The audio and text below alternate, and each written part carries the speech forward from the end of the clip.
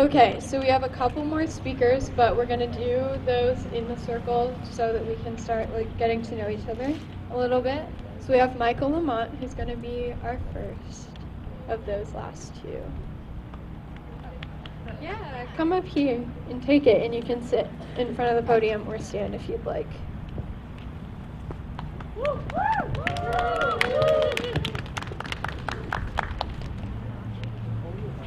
Yeah, because I have so much paper.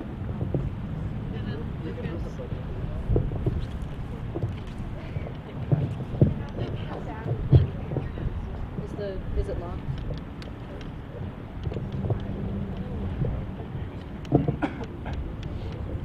Gotcha. Yeah. Okay, will it stay there? Okay. It is an honor and a privilege to speak here today. But why should I be here? Why should I have to come so far away from my home across the state to beg for the life of our world? Why should any of us? Previous generations have left us a burnt ruin of a planet. Why?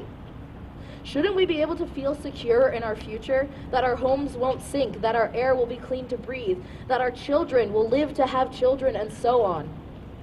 Shouldn't I be able to say without a doubt, I am safe, my friends are safe? But we can't be.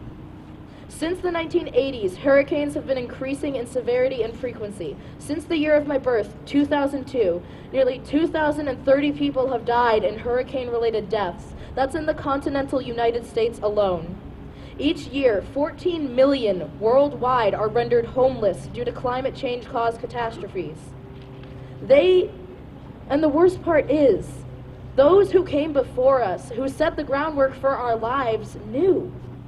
They knew and did little to nothing. That would be someone else's problem, not theirs, not their children. Well, it is their children. It's everyone. The problem with saying we should save our oceans, save our trees, save our earth, is that there is a disconnect between billionaires and reality. In reality, they have no other home. In reality, money doesn't matter when the entire world is burning. A fellow student of mine at Enloe High School, the school I attend in Raleigh, stated it best. We don't want you to be proud of us for taking the initiative to speak out. We want you to have our backs. An older fellow at my church came up to me and told me, it's your generation, it's on your generation now, after I gave a sermon on climate change at our youth service. He meant well, I assume, but it bothered me. He looked me in the eye and ignored everything I said, and told me to handle it myself, a 16-year-old. I don't care if he meant he believed in me to fix the world or thought that I'd be able to do that, thought any of my friends would. I was calling for help and change from people that can make a bigger ripple effect than I can, people who can vote. In the end, the pride of older generations means nothing to me, because without their support and their vote alongside that pride, it means nothing to our planet, to our future. I don't want a pat on the back. I want a future with clean air. I don't want congratulations. I want to be able to say yes. The next storm won't flood our crops. I don't need your approval. I need your help. We call for the further advancement of public transportation options so the average citizen can have better access to work and education, as well as reduce our carbon footprint. We call to buy locally and small, keep our communities flourishing. We call on our state governments to stop taking money from fossil fuel, plastic, and big pharma lobbyists, to keep our citizens healthy, or at least we call on those adults who can vote to keep those people out of office. All my generation asks of you is that you protect us, you help us, you fix what you left to break. The current state of species extinction is 1,000 times higher than a natural constant. Our hurricanes have become more deadly and frequent since the 1980s. The risk of lung cancer has increased simply from carcinogens in the air. You don't need to smoke to get a jerky lung anymore. You just need to go out and breathe. Just after Hurricane Florence, dozens of hog lagoons in the region where my mother works flooded.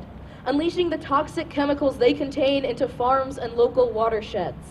Actual toxic waste released into the water sources at the heart of our state's agricultural sources. Pollutants aren't just way out there. They're in your food, your $100 filet mignon, and the tobacco that you smoke, in your drinking water. My name is Michael Lamont, and I'm not asking for your pride or your remorse.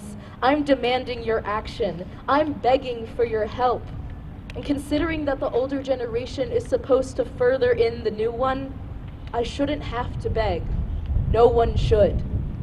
Thank you.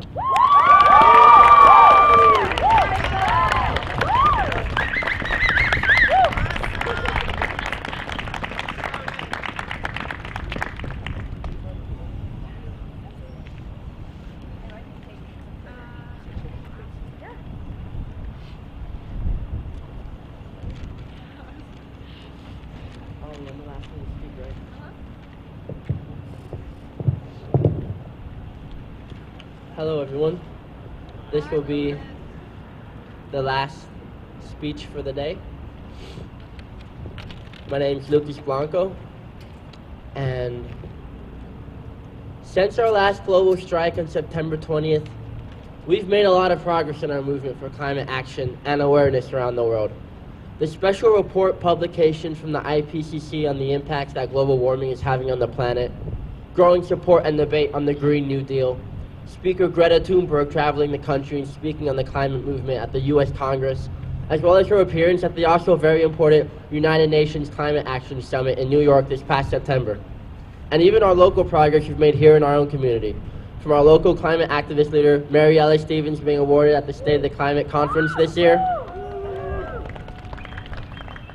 the recent environmental justice panel hosted at the Myers Baptist Church, and our record-breaking Charlotte climate strike of Greta Thunberg on November 8th that amassed a crowd of 1,200 people right here where we're standing. And as much as I'm happy to see how much progress we've made in just the past month and a half, we still have so much more to accomplish in our fight against the climate crisis, and so much change we must make now, before time runs out and we're out of options for change.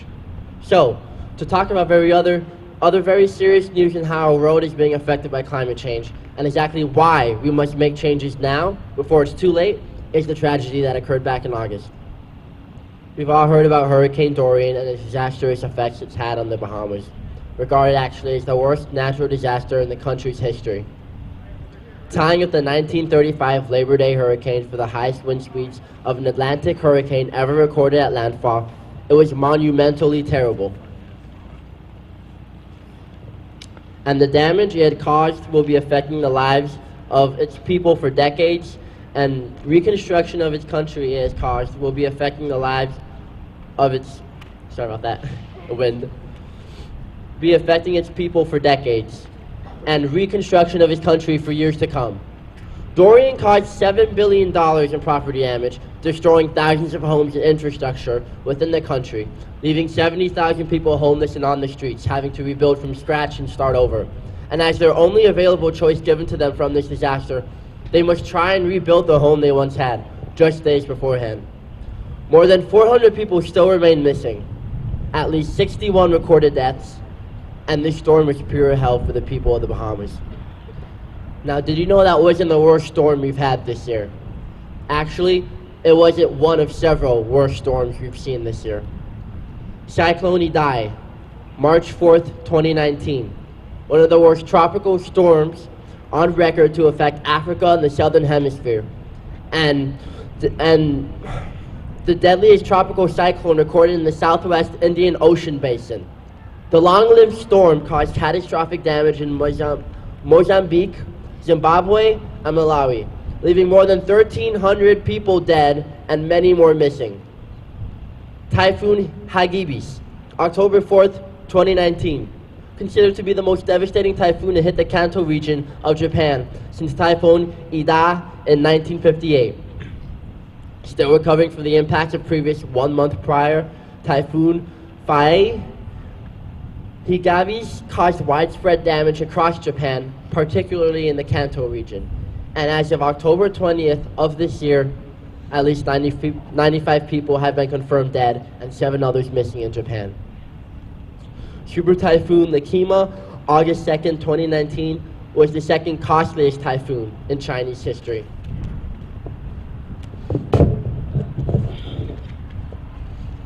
Behind Typhoon Fitao of 2013. Because of the substantial winds and water picked up by the typhoon, Lakima enhanced the southwestern monsoon in the Philippines, which brought heavy rain to the country. These rains caused 3 boats to sink. 31 people died from these incidents. Lakima brought catastrophic damage in mainland China, with a death toll of 56 people and more than the equivalent of 9.26 billion in US dollars of damage. The system also caused minor damage in the Ryukyu Islands and Taiwan, and all these 3 superstorms, and including the one we were affected by here in the United States, Hurricane Dorian, all have 2 things in common.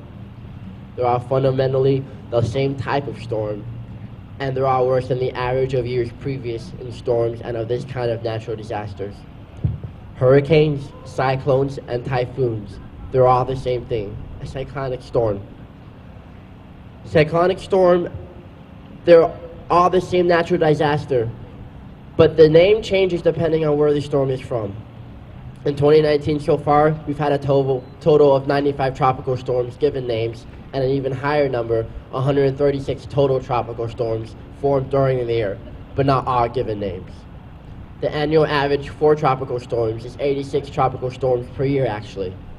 Now, because of the lack of global studies that have been done, or whether it be the lack of media attention and networking on this topic that people seem to not know about, unless clearly looking through thick and thin online, like I was this past week, it took a while until I found a reliable study of data from 1981 to 2016 by the National Oceanic and Atmospheric Administration.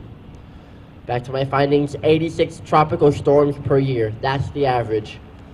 Whether that be named or unnamed, we still beat that number by 9 storms so far this year. So far in 2019. And you might be wondering, what if that's just a data fluke, an outlier of the year's tropical storm numbers?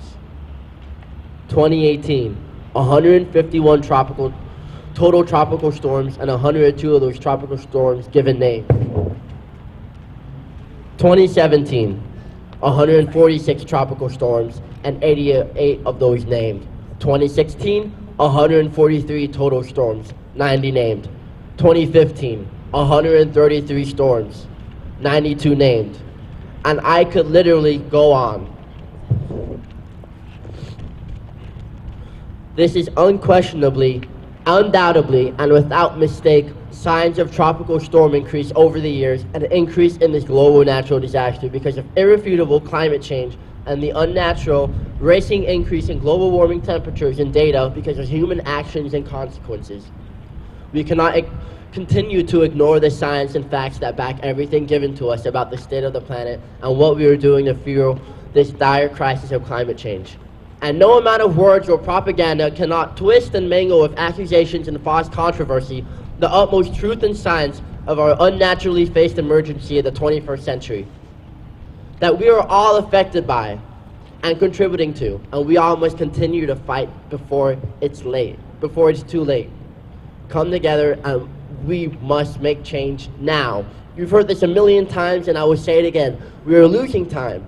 We need to be time crunching before the tiny amount of years given to us by educated and informed scientists run up and run out, and foreseeable and undoubtable irreversibility of our crisis begins, and will thereon be out of control, only for us to sit back and watch, and let it take its heavy toll in our lives and futures. And sorry, correction, everyone's lives and futures. Thank you.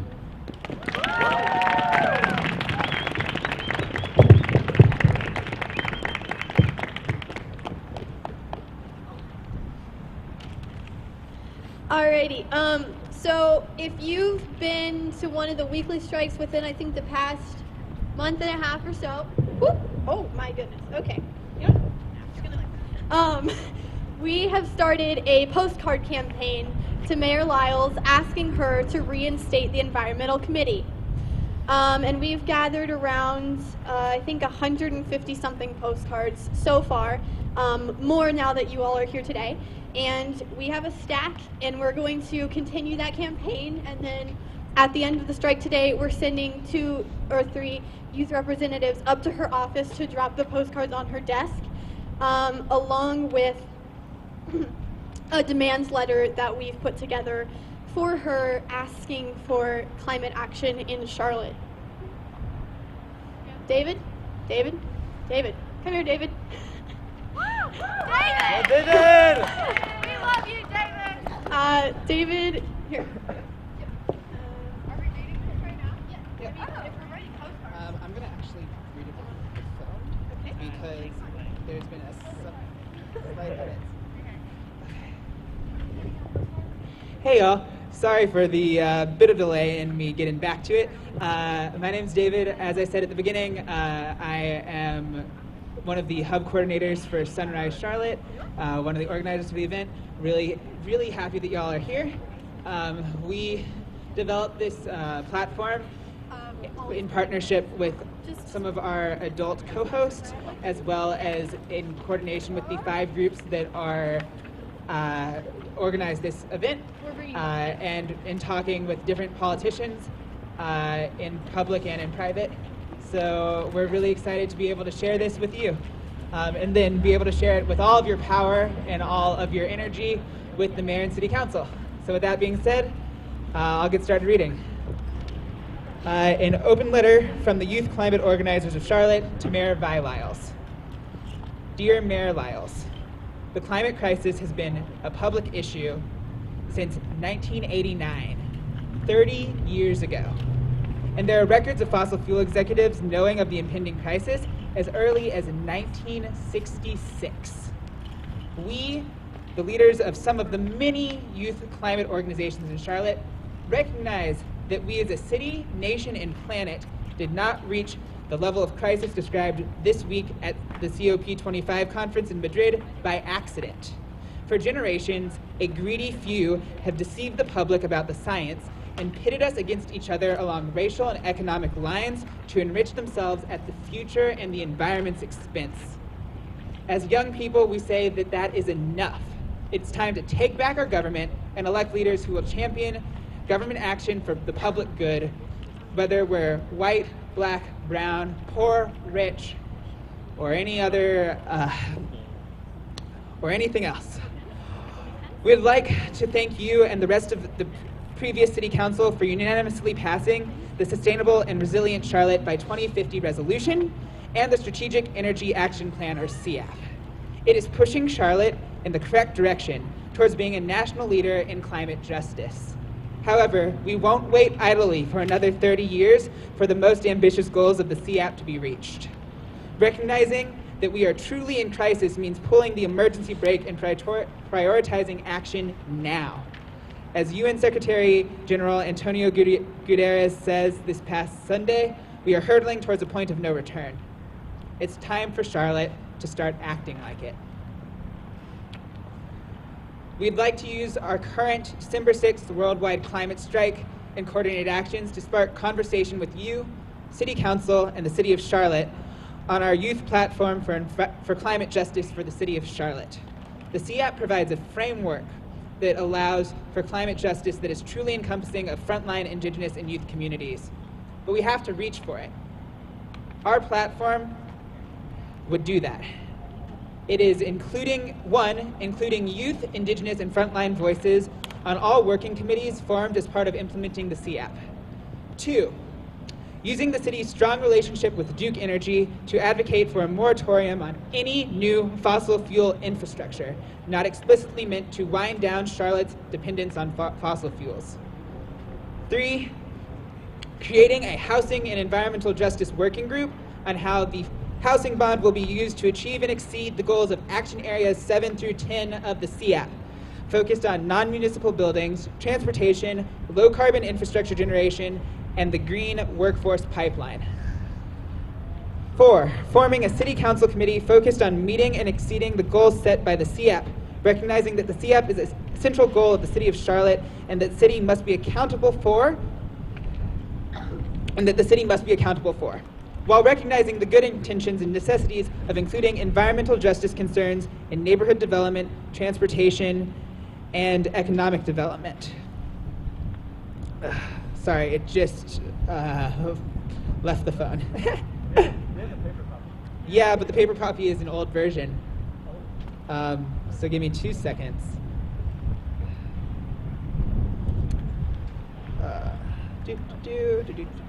Yep, go for it. And if y'all are game, we're going to send around a piece of paper. And if you're good to sign on, nope, we're not. Never mind. So if you signed on to our sign-in sheet, we will be adding your name to the open letter unless you've told us not to. We did say at the beginning, at first it was check your name if you wanted to sign. Afterwards it was put an X next to your name if you don't want to sign. We have labeled which sheets are which, don't worry. That change was just to make our lives a bit easier. If you've not signed in, then you should sign in, and we have sign-up sheets both up at the front and over here. And that being said, I have the list back up. Sorry about that.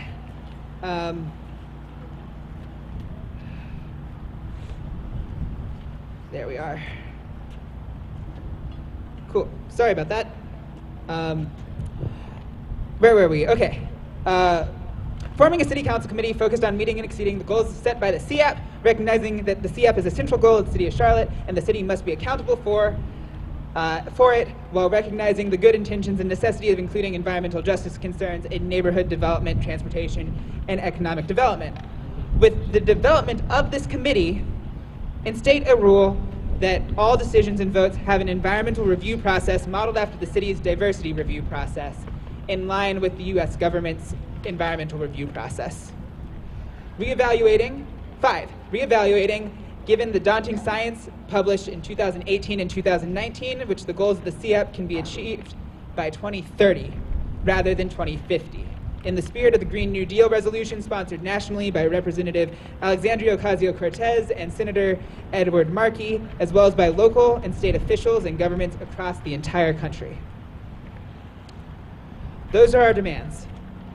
We can no longer ignore the devastating impacts of the climate crisis that have already been seen in events such as the Amazon and Australian fires, the recent historic flooding in Venice in the U.S. Midwest, and Hurricanes Harvey, Florence, Dorian, and Maria, just to name a small few. In the light of these and other disasters, it is absolutely imperative that both the public and the government take immediate action. We hope to meet with you at the conclusion of the climate strike on December 6th, or to schedule a meeting before the first City Council session of 2020 with you before the end of December. If not, trust that the youth climate organizers will not back down from making our demands for a livable, just future known. We will not back down because we will be the generation that solves the climate crisis. And we look forward to planning with you, to working with the City of Charlotte, Mecklenburg County, and the state of North Carolina collectively and individually to make our communities sustainable and resilient. We can do this. Sincerely, the youth. Some of the youth organizers for climate justice in Charlotte. And now that we're gathering your signatures from all of us here, we thank you so much for being here, and I'm going to pass it off to Mary Ellis, or Ollie, for the next part. Hey, none of us know what we're doing. We're here because it's a crisis. Yeah, we don't really know what we're doing. It's okay. Yeah, I don't really know. All right, so if you are finished with your postcard, Mary Ellis has like this big envelope. Just bring it up to us and we'll put it in there. So, yeah, that's pretty much like all of the speaking things. But we're gonna have a little conversation now. So, something that we really want to talk about is kind of the things that we can do in our individual lives. So we wanted to ask everybody some things that you may do to either help yourself cope with the anxiety that the climate crisis can bring, or something that you do that maybe helps you live a little bit more sustainably. So yeah, if you raise your hand, we'll bring the mic to you, or you can come to the mic. Come to the mic, we cannot bring the mic to you. Hi, I just want to say thank you to all of the amazing youth organizers here today and all the groups that came together to make this happen. I saw something recently about the amount of food waste that we all participate in. We actually waste more food as individuals, and I don't want to insult anyone, but I know that was the case for me until I became mindful of it. When we go grocery shopping, we buy a lot more than we need. It's part of the way that our culture operates. So if you can try to be mindful of buying what you need rather than more and not throwing food out, that actually could have a very outsized impact on what food we are producing and wasting. So just wanted to point that out. It's something that we can each do. Doesn't even really require major changes in what we're eating, though I definitely advocate for, avoiding animal products or limiting animal products. Just kind of save yourself some money on groceries and also give yourself a chance to feel like you're contributing as well. Thank you. Yeah, thank you. Hi guys, sorry to interject, but I know everyone's taking like videos and pictures. So for now we don't have a joint email, so we're using Sunrise's. But if you have pictures, videos, or any questions you want to ask us, email us the pictures also at sunrisemvmtcharlotte@gmail.com. So yeah, send us your pictures. Please give some more tips. What do you guys have to say? Speak up. Beautiful. Yeah, come here.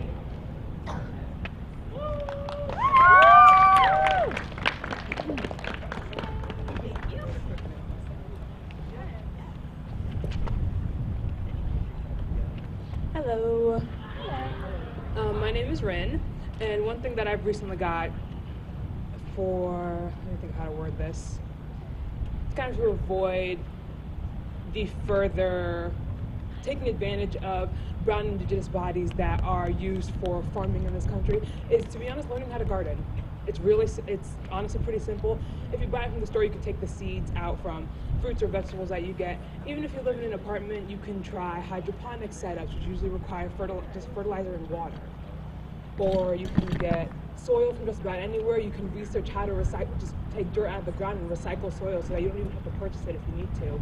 You can grow it in literally anything. I have grown vegetables from pots I bought from the store. I've grown them out of old shoes that I don't even use anymore. And it's amazing just how easy it is to find little bits and pieces that you can use for fertilizer, for soil, for pots, just in your home alone. So that also equates to purchasing locally as well. And that's all I've got. Thank you so much. Hi, I'm Ken. I had to follow Ren, not because Ken rhymes with Ren, but I'm with the Mecklenburg Audubon Society. And the Audubon Society has just come out with a report. They studied over 600 bird species in North America, and I think 384 of them will be seriously threatened over the next few decades because of climate change. If we limit the temperature rise to 1.5 degrees, as the Paris Accords are hoping, things won't be so bad. But if it goes to 3, which is the direction we're headed, if things go on as usual, many birds will be extirpated across the country. And also here in North Carolina, over 200 species in North Carolina are threatened. Christine, you want to add something? Oh, wiped out, extirpated. So familiar birds like wood thrushes, brown-headed nuthatches, red-headed woodpeckers could be lost here in the state. Things you can do at a local level in your own backyard is stop using mosquito spray. Mosquito sprays kill all insects, not just mosquitoes, and birds depend on insects to feed their young. So that's the one thing you can do. Also, plant native plants in your backyard and not non-native plants. It's the native plants that the birds have evolved with, and that's what they need for food to help raise their young.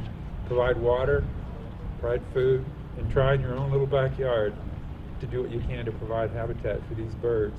I think lawn is the #1 irrigated crop in the country, maybe the 5th largest crop overall in the United States. So your own lawn, if you can make it a little bit more habitat friendly for wildlife, can have a big impact. It's if we all add that together, so it's something you could do to help wildlife. Thank you.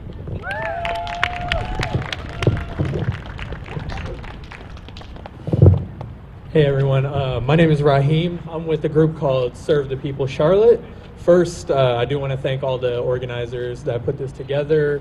All the young people, you know, I like what the person said about we don't need pride, we need, you know, action. I think that's a really, really important thing, and we need cross-generational unity in order to prevent the further destruction of the climate environment. So, like I said, I'm with Serve the People Charlotte. I don't have any tips because everything has already been covered for the most part, but I do want to say that we're a revolutionary anti-gentrification organization. We fight against gentrification of the city.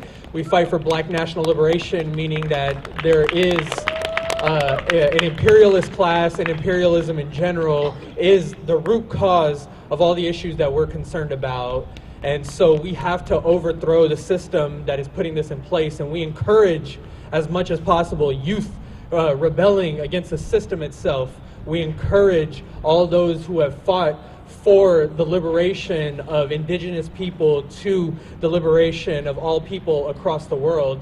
And we come from a tradition that upholds the struggle of peasants in India, Peru, Ecuador that have prevented multinational mining corporations from invading their native lands, have in fact been able to stop the destruction not only of their lands, but also preventing further coal extraction from these lands. This has happened all over the world, and this has happened through sheer force of the revolutionary struggles all over the world.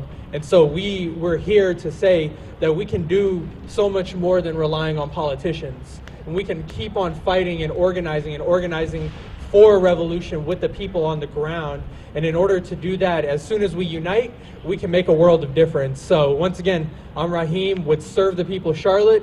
We're over here. We have some articles about the struggles we're waging here in support of a Black woman who was brutalized by the police, as well as we are waging a struggle against the expansion of the airport that is destroying many houses in the West Boulevard area.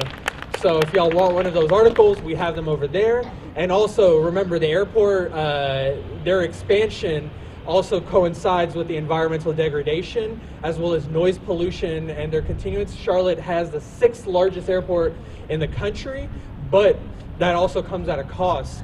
The city council itself, you know, just decided to fund $150 million to the expansion of the airport, and that expansion comes at the cost of people who live there, further noise pollution, and continuing the gentrification of our city. So I'm Raheem, Serve the People. Appreciate y'all being out here.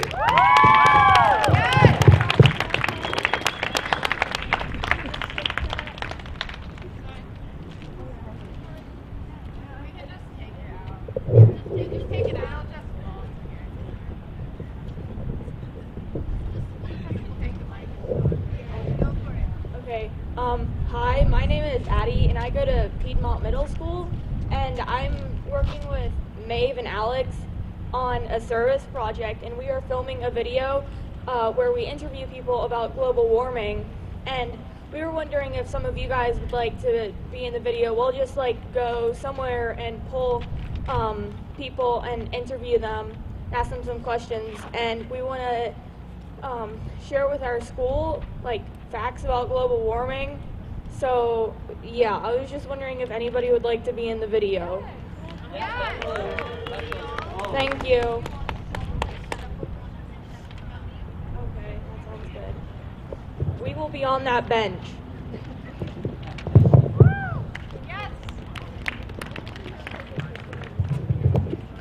Hi, my name's Tina Katsanos. My tip is start a conversation. Maybe you're in line, a long line, just start talking to the person beside you. You will be surprised how receptive people are.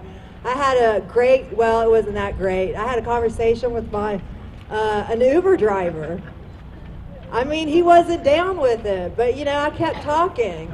And I'm pretty sure, I'm pretty sure he's thinking about it, right? So next time he hears about, something called climate change, he's going to be like, I remember that nice woman that I drove home, and she was talking about it, and I wasn't down with it, but maybe there's something to it, right? So just plant that seed, for people that don't know that, what's happening, how urgent the situation is, because I'm telling you right now, people don't know. They really don't know. They don't understand. And so we need to educate them. So just keep the conversation going with everyone. Thank you.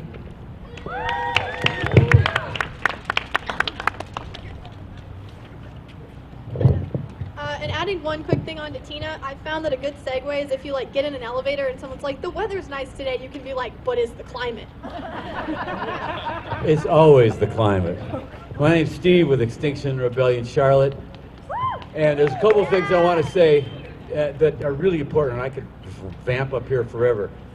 Number one, the emergence, for thousands of years, women have not had a fair shake on this planet. They haven't had a full voice. They've been suppressed. They've been repressed. They've been put down. They've been victimized. And the arising wisdom of the divine feminine and feminine beings epitomized by these young women that are leading all these different groups here in Charlotte is what gives me the most hope of anything. So be aware of that and support that, and every man needs to show passionate support for that and be a mirror to the women, the incredible wisdom. Women are carriers of life.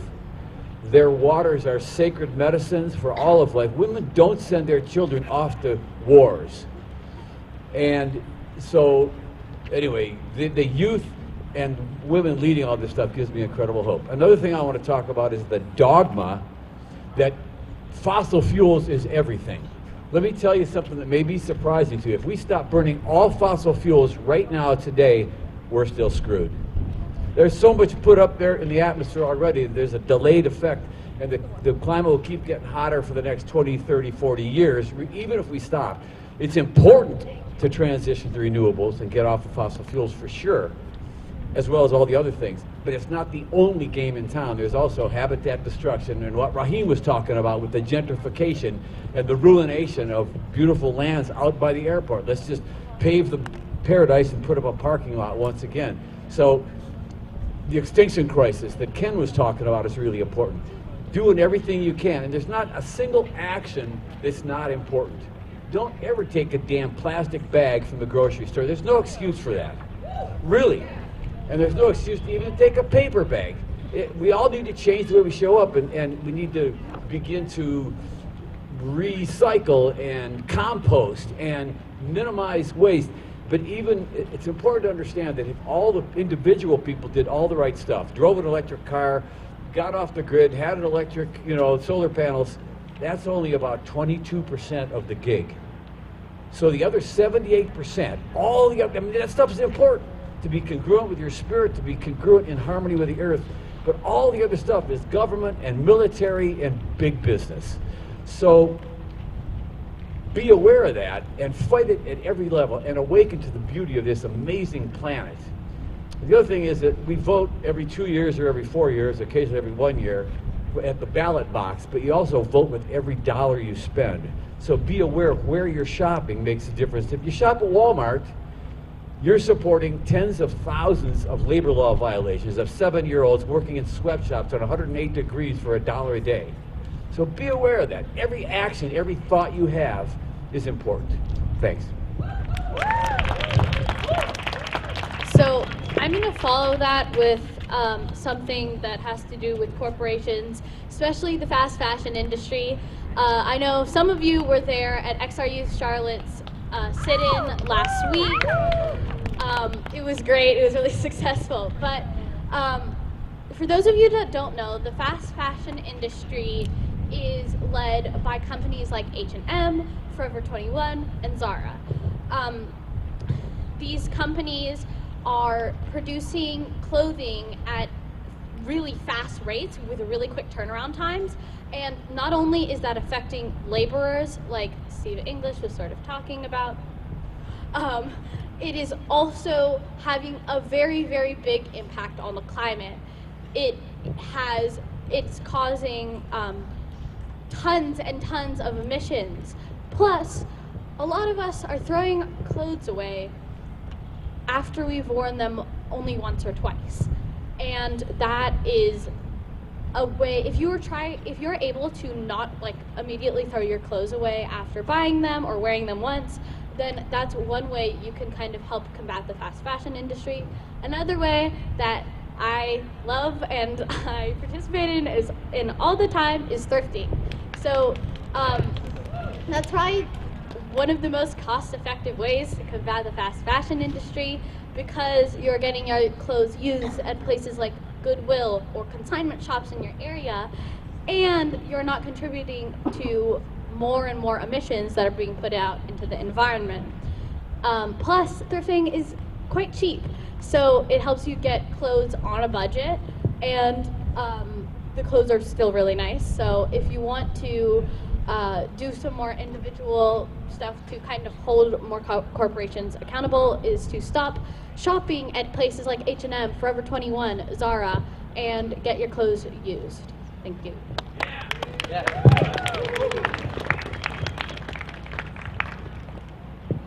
I'm glad I heard someone say do research, and the author I would recommend, I'm sure some of you have already read everything she's written, but the new book by Naomi Klein, who's a Canadian writer,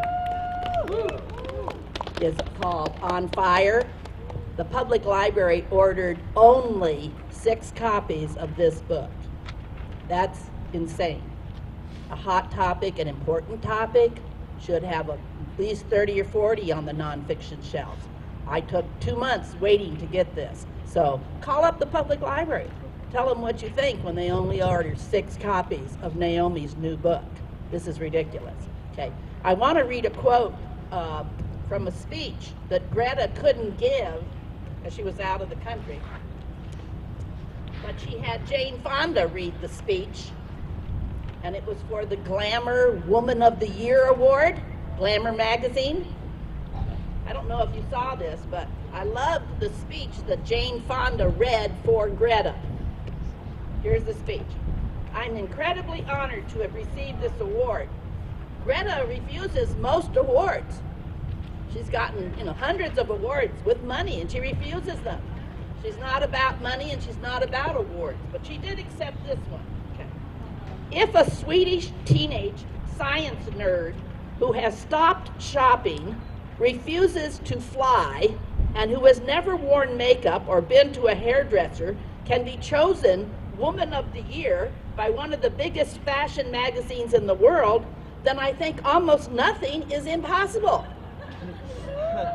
That is a hopeful sign, because what we need right now is to prevent climate catastrophe.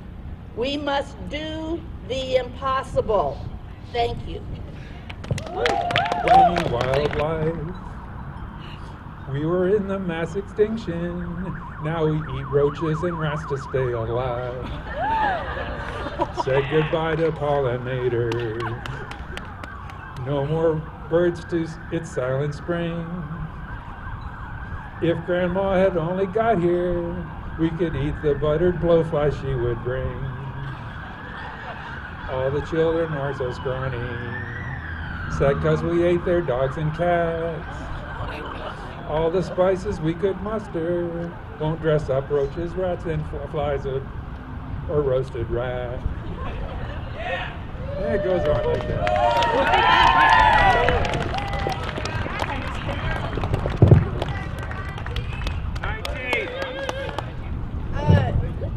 Adding on to the events in the future, we'll be back here next week, probably from like 3 to 6, but also Sunday at Holy Comforter at 11:30 in Keaton Hall, I'm giving a presentation on kind of the science behind climate change. So if you're interested in that and talking a little bit about activism but mostly science. Yeah, and Holly can provide more information about that. Pink gloves.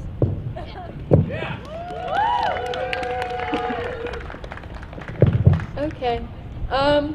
So that's pretty much all we've got for today. Yeah. So we are gonna go take all these postcards to the mayor directly. So we will see how that goes. If you want to watch, this part of the event is done. Thank you guys so much for coming. But if you want to watch, we'll be live streaming on XR's Instagram. So that's xryouth.charlotte. If you want to watch how that goes down, we have no idea what's going to happen. So it should be interesting. But, oh dear. It's okay. Okay. Yeah, so thank you guys so much for coming. It's really cold, so thanks for just like standing and hearing us speak and for hearing our youth. And thank you, youth, for coming and speaking. Yeah, and we'll see you guys every Friday and Earth Day. About Earth Day, if you signed in over there and checked off that you want to get more involved in climate action or anything, we'll probably be contacting you. We need everyone on board to plan Earth Day. It's going to be huge, and we're super excited. So just spread the word.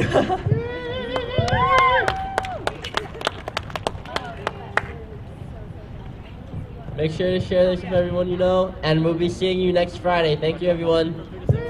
3 to 6. Share it with friends and family. Have a good day. Hey,